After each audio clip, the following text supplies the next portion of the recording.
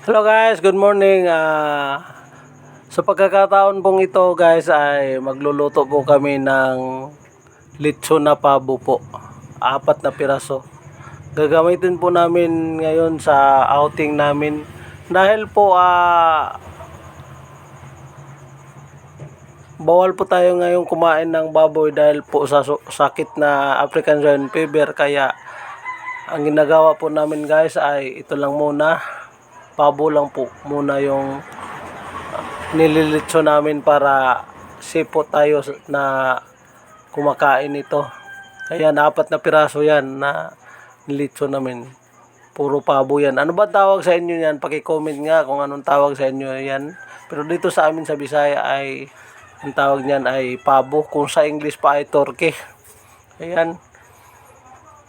Napakasarap talaga niyan guys dahil ang turkey po o pabo ay yan ang pinakamalasang hayop na natikman ko na nilitson. Yan, napakasarap. At saka talagang sip na sip po tayo dyan guys dahil yung mga pabo o turkey ay ang kinakain yan ay mga natural lang, tulad ng mga puno ng saging o kaya ano-ano man nakikita niya dyan sa palibot, tulad ng mga dahon, yun lang. Halos po hindi tayo gumagamit ng mga pagkain na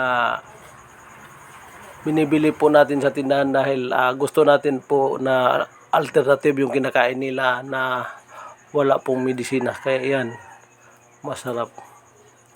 Yan ang ginagamit namin ngayon. Kaya dahil ngayon wala pong pasok, ay napag-isipan namin na mag-outing po, maligo po kami sa dagat. Kaya wala naman kaming ibang iniisip na katayin. Yan lang, pabo lang naman ang naisip namin na katayin dahil malaman saka masarap ito. Ayan, malapit na pong maluto guys.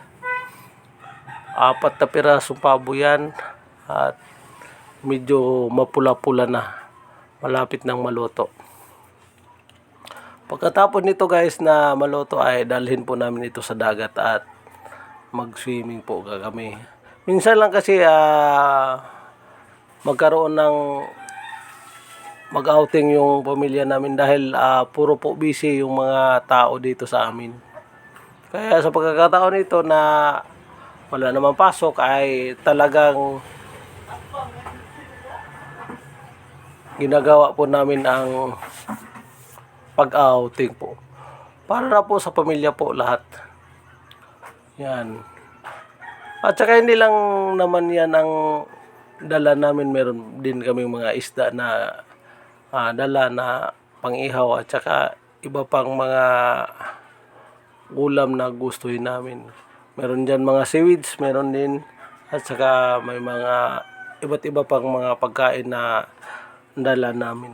Pero ang pinaka main talaga attraction ngayon sa aming pagluluto ay ito talaga guys, itong lechon pabo o turkey.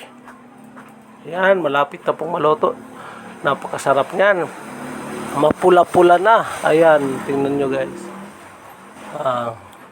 Ang nagluluto po ngayon ay ang akin pong ninong. Ayan. Hindi mo naman nakikita sa camera dahil gusto ko sana na siya po ang kumukuha ng video sa amin, pero wag muna dahil hindi daw siya marunong, kaya napag-isipan niya na siya na lang ang maglitson, ako naman ang magkami.